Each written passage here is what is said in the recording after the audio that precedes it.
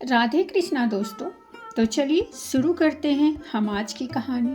वो कहते हैं ना, जब सारे रास्ते बंद हो जाएं तो ज़रूरत है उस विश्वास की जो तर्क खत्म होने के बाद शुरू होता है।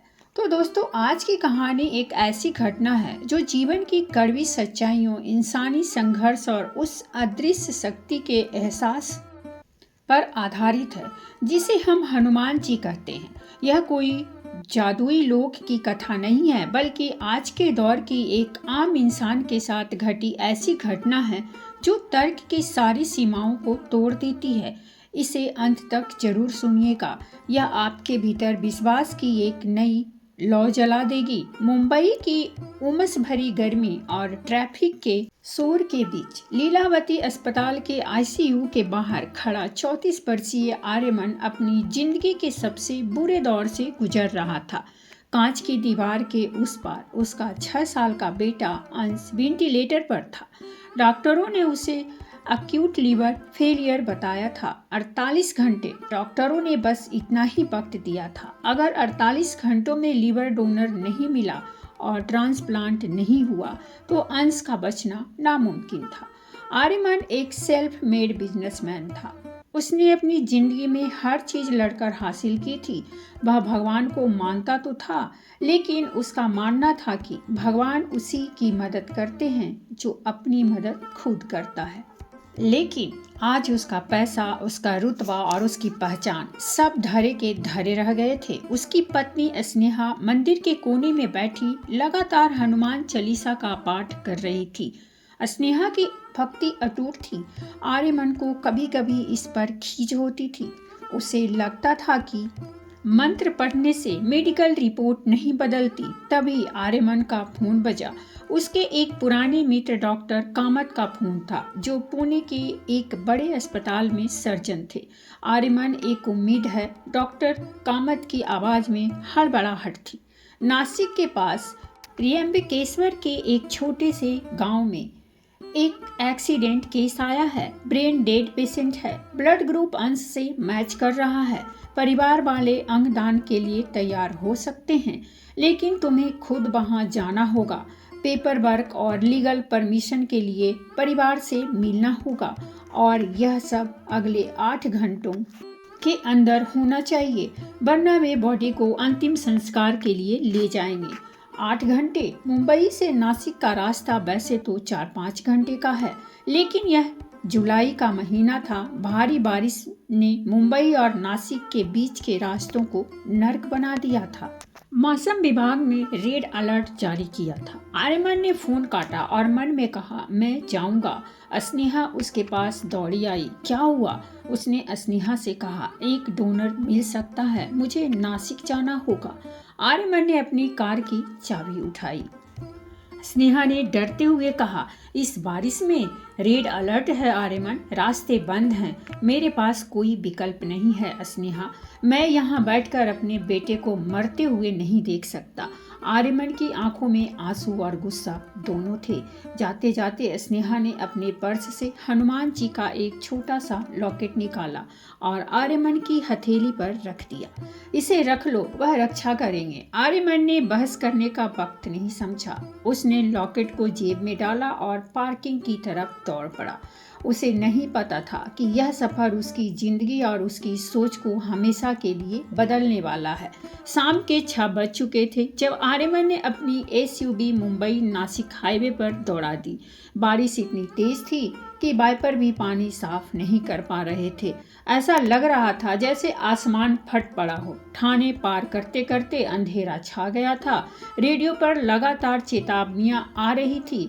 कसारा घाट पर भारी भूस्खलन की आशंका है, कृपया यात्रा टाल दें। लेकिन एक पिता के लिए कोई चेतावनी मायने नहीं रखती। आर्यमन का दिमाग केवल एक ही गणित लगा रहा था, स्पीड और दूरी। उसे किसी भी हाल में रात 2 बजे से पहले उस गांव में पहुंचना था। जैसे ही वह कसारा घाट के पास पहुंचा, गाड़ियों की लंबी कतार लग गई। ट्रैफिक जाम था।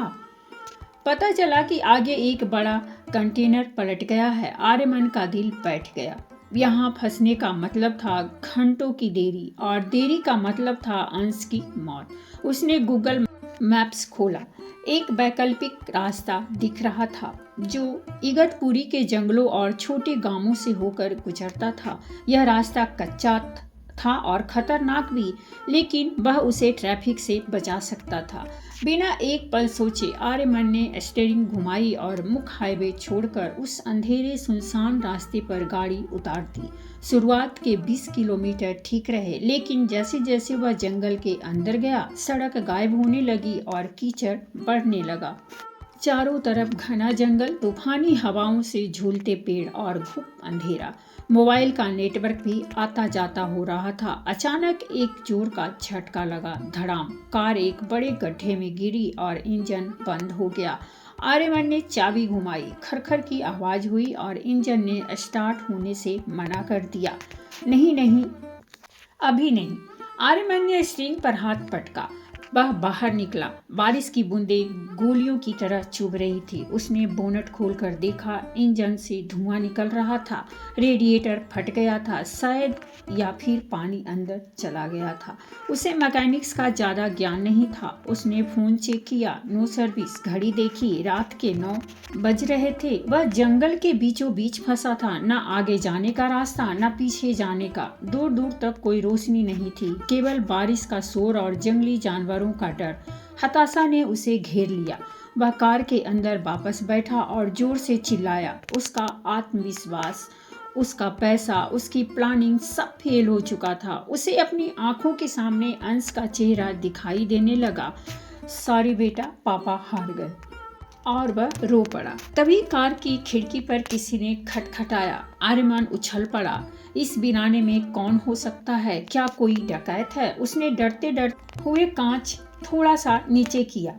बिजली कड़की और उस रोशनी में आर्यमन ने उसे देखा। एक बेहद साधारण सा दिखने वाला आदमी खड़ा था। उम्र करीब 50-55 के आसपास होगी। शरीर गठीला, चेहरे पर सफ़ेद दाढ़ी, सिर पर एक लाल रंग का गमछा बंधा हुआ था। उसने एक साधारण धोती कुर्ता पहन रखा था जो बारिश में पूरी तरह भीग चुका था। हाथ में एक पुरानी लालटेन थी और दूसरे हाथ में एक मोटा डंडा। गाड़ी खराब हो गई है क्या साहब? उस आदमी की आवाज़ में एक अजीब सी खनक थी। इतनी तेज बारिश के शोर में भी उसकी आवाज़ साफ सुनाई दे रही थी। आर्यमन ने हिचकिचाते हुए कहा, हाँ, इंजन स्टार्ट नहीं हो रहा है। उस आदमी ने कहा, बोनट खोलो, देखते हैं। आता है, यह एक ऑडी है, कोई जीप नहीं। आदमी हंसा। उसकी हंसी बादलों की गड़गड़ाहट से ज़्यादा भारी था। साहब, लोहा तो लोहा होता है, चाहे जर्मन हो या देसी। बीमारी पकड़ में आनी चाहिए। न जाने क्यों आर्यमन को उस आदमी की बातों में एक भरोसा दिखाई दिया। उसने बोनट खोला। वह आदमी लालटेन लेकर झुका। उसने कुछ तारों को हिलाया, कुछ ठोक पीट की। वह ऐसे काम कर रहा था जैसे उसे इस मशीन की नस नस का पता हो। आदमी ने कहा, पूरा पानी घुस गया है स्पार्क प्लग में और बैटरी का एक वायर लूज है। उसने अपनी धोती के कोने से एक सूखा कपड़ा निकाला। हैरानी की बात थी कि इतनी बारिश में भी उसका कपड़ा सूखा कैसे था। और प्लग साफ किए। फिर उसने अपने डंडे के एक सिरे से कुछ ठोककर तार जोड़ा। उसने कहा, राम का नाम लेकर अब स्टार्ट करो। आर्यमन ड्राइवर सीट पर बैठा। उसे रत्ती भर भी उम्मीद नहीं थी। उसने चाबी घुमाई। हुर्र यूं इंजन एक ही बार में स्टार्ट हो गया। आर्यमन हैरान रह गया। यह संभव कैसे था? जिस खराबी को वह इतनी देर से देख रहा था, वह 2 मिनट में ठीक हो गई। शुक्रिया भाई साहब, आर्यमन ने चिल्लाकर कहा। मैं आपको कैसे धन्यवाद दूं? आपको पैसे चाहिए? आदमी खिड़की के पास आया। पैसे नहीं चाहिए साहब, बस लिफ्ट दे दो। आगे रामपुर तिराहे तक जाना है। आर्यमन ने दरवाजा खोल दिया। बेशक, बैठिए। जैसे ही वह आदमी अगली सीट पर बैठा, कार के अंदर का माहौल बदल गया। बाहर तूफान था, लेकिन कार के अंदर एक अजीब सी शांति छा गई। गीले कपड़ों के बावजूद उस आदमी के शरीर से बारिश की बास नहीं, बल्कि गीली मिट्टी और तुलसी की भीनी भीनी खुशबू आ रही थी। आर्यमन ने अपना परिचय दिया। मेरा नाम आर्यमन है। उस आदमी ने मुस्कुराते हुए कहा, लोग मुझे मारुति कहते हैं। गाड़ी आगे बढ़ी। आर्यमन ने अब भी तनाव में था। उसने घड़ी देखी, 10 बज चुके थे। आर्यमन ने कहा, मुझे बहुत जल्दी है, मेरे बेटे की जान खतरे में है, मुझे ऋषि बंकेश्वर पहुंचना है। मारुति ने बहुत सहज भाव से कहा, चिंता मत करो, पहुंच जाओगे। जिसे जाना नहीं है उसे कोई भेज नहीं सकता। रास्ता और खराब होता गया। कीचड़ इतना गहरा था कि कार के टायर फिसल रहे थे। आर्यमन को डर था कि कार फिर न फंस जाए।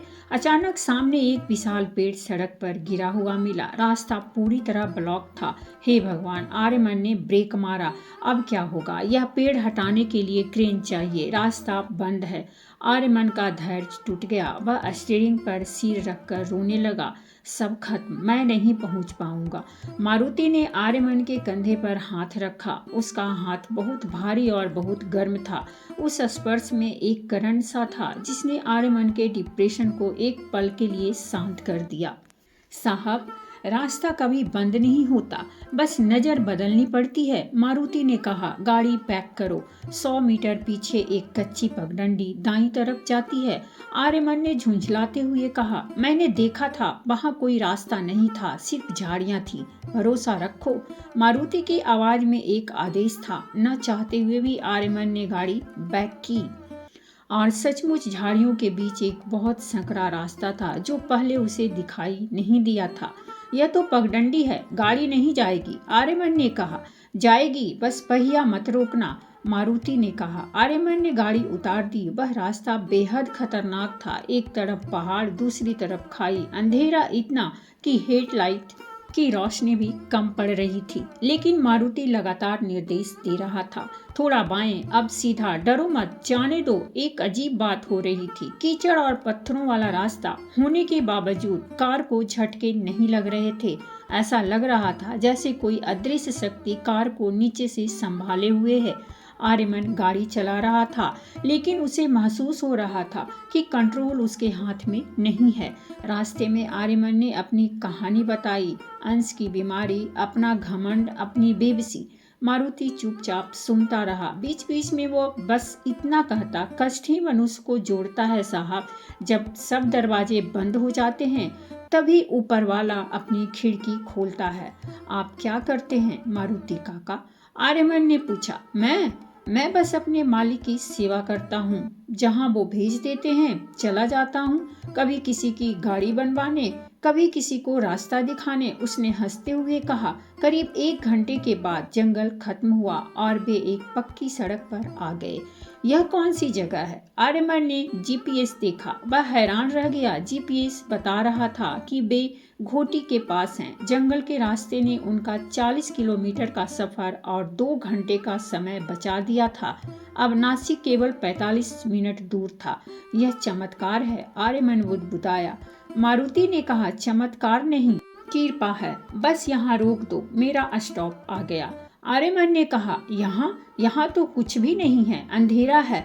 वह नहीं चाहता था कि यह आदमी उतरे। उसे इस आदमी के साथ सुरक्षित महसूस हो रहा था। मारुति ने दरवाजा खोला। मुझे यही उतरना है, आगे का रास्ता सीधा है, तुम समय पर पहुंच जाओगे। आर्यमन ने अपना वॉलेट निकाला। प्लीज कुछ तो रख लीजिए, आपने आज मेरी जिंदगी बचाई है। मारुति ने वॉलेट को हाथ से पीछे कर दिया। साहब, अगर देना ही है तो कभी किसी जरूरतमंद की मदद जरूर कर देना। मारुति ने गाड़ी से उतरते हुए आर्यमन की जेब की तरफ इशारा किया। और हाँ, वह जो पत्नी ने दिया था उसे जेब में नहीं, दिल में रखना चाहिए।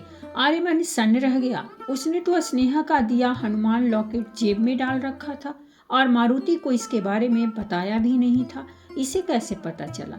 इससे पहले कि वह कुछ पूछता, मारुति अंधेरे में उतर गया। आर्यमन ने मुड़कर देखा। सड़क के किनारे एक छोटा सा हनुमान मंदिर था। एक दिया टिमटिमा रहा था। मारुति कहीं नहीं दिखा, वह बस गायब हो गया था। आर्यमन रात के 12:45 बजे उस गांव के अस्पताल पहुंचा। डॉक्टर और पुलिस उसका इंतजार कर रहे थे। डॉक्टर ने कहा, आप बहुत सही समय पर आए हैं मिस्टर आर्यमन, और आधे घंटे की देरी होती तो हम बॉडी हैंड ओवर कर देते। कागजी कार्रवाई पूरी हुई। डोनर का परिवार एक गरीब किसान परिवार था। जब आर्यमन ने उन्हें धन्यवाद दिया और आर्थिक मदद की पेशकश की तो उन्होंने मना कर दिया। हमारे बेटे ने जाते जाते किसी की जान बचाई, यही बहुत है, किसान ने रोते हुए कहा। लीवर लेकर एम्बुलेंस मुंबई के लिए रवाना हुई। आर्यमन भी साथ था। सुबह 6 बजे सर्जरी शुरू हुई। अगले 12 घंटे तक आर्यमन और स्नेहा आईसीयू के बाहर बैठे रहे। दोपहर के 2 बजे डॉक्टर कामत बाहर आए। उनके चेहरे पर मुस्कान थी। ऑपरेशन सफल रहा। अंश का शरीर नए लीवर को स्वीकार कर रहा है, वह खतरे से बाहर है। स्नेहा वही जमीन पर बैठकर रोने लगी। आर्यमन ने उसे संभाला, लेकिन आर्यमन का मन कहीं और था। वह उस रात की घटना को भुला नहीं पा रहा था। 3 दिन बाद अंश होश में आया। आर्यमन की दुनिया वापस पटरी पर लौट रही थी, लेकिन एक बेचैनी थी। उसे उस आदमी मारुति को धन्यवाद देना था। आर्यमन फिर उसी रास्ते पर गया। उसने वह जगह ढूंढी जहां उसकी गाड़ी खराब हुई थी। वह उस छोटे से मंदिर के पास गया जहां मारुति उतरा था। वहां एक बूढ़ा पुजारी बैठा था। आर्यमन ने पूछा, बाबा, यहाँ कोई मारुति नाम का आदमी रहता है क्या? 50-55 साल का गठीला शरीर, लाल गमछा। पुजारी ने अजीब नजरों से देखा। यहाँ इस जंगल में कोई बस्ती नहीं है बेटा, मीलों तक कोई नहीं रहता। नहीं, वह यहीं उतरा था। उसने मेरी गाड़ी ठीक की थी। वह कह रहा था कि वह यहीं काम करता है। पुजारी मुस्कुराया। उसने मंदिर के अंदर इशारा किया। बेटा, यहाँ सिर्फ एक ही मारुति का वास है, अंदर जाकर देख लो। आर्यमन अंदर गया। यह एक बेहद प्राचीन हनुमान मंदिर था। मूर्ति सिंदूर से लेपी हुई थी, लेकिन जिस चीज ने आर्यमन के होश उड़ा दिए वह मूर्ति नहीं थी। मूर्ति के चरणों में एक लाल रंग का गमछा रखा था, ठीक वैसा ही जैसा उस आदमी ने पहना था, और पास ही एक पुराना मोटा डंडा रखा था। पुजारी पीछे आकर खड़ा हो गया। यह गमछा और लाठी यहाँ सालों से रखी है। कहते हैं यह स्वयं हनुमान जी की थी। तुम जिस हुलिये की बात कर रहे हो, 30 साल पहले एक ट्रक ड्राइवर ने भी बिल्कुल यही हुलिया बताया था जब उसकी जान बची थी। आर्यमन के पैरों तले जमीन खिसक गई। उसे उस आदमी के शब्द याद आए। लोहा तो लोहा होता है, जिसे जाना नहीं है उसे कोई भेज नहीं सकता।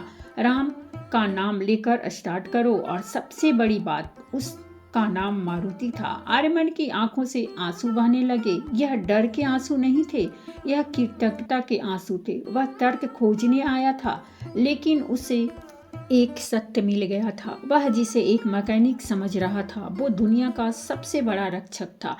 उसने जेब से स्नेहा का दिया वह लॉकेट निकाला। अब वह उसे जेब में नहीं, अपने गले में पहनने जा रहा था। आर्यमन मुंबई वापस लौटा, लेकिन अब वह पुराना आर्यमन नहीं था। अब वह मंदिर में स्नेहा के साथ बैठता था। वह अब भी बिजनेस करता था, लेकिन अब उसे पता था कि प्लानिंग उसकी हो सकती है, लेकिन परिणाम उस अदृश्य शक्ति के हाथ में है। कभी कभी जब वह अपनी ऑडी चलाता है तो उसे बगल वाली सीट पर एक उपस्थिति महसूस होती है, एक भारीपन, एक सुरक्षा का एहसास, और वही भीनी भीनी मिट्टी की खुशबू। दोस्तों, हनुमान जी गदा लेकर हवा में उड़ते हुए ही आए, यह जरूरी नहीं। कभी कभी वे एक अनजान राहगीर बनकर, कभी डॉक्टर बनकर, तो कभी एक मैकेनिक बनकर आते हैं। वे हमारे आसपास ही हैं, बस जरूरत है उस विश्वास की जो तर्क खत्म होने के बाद शुरू होता है। जब आप अपनी सारी कोशिशें करके हार जाएं, तो बस एक बार दिल से पुकारना, वे आज जरूर आ जाएंगे। तो दोस्तों, ये थी हमारी आज की कहानी, और अगर कहानी अच्छी लगी हो तो प्लीज़ हमारे चैनल को सब्सक्राइब कीजिए, वीडियो को लाइक और शेयर जरूर कीजिए। कहानी सुनने के लिए बहुत बहुत धन्यवाद। मिलते हैं एक नई कहानी के साथ।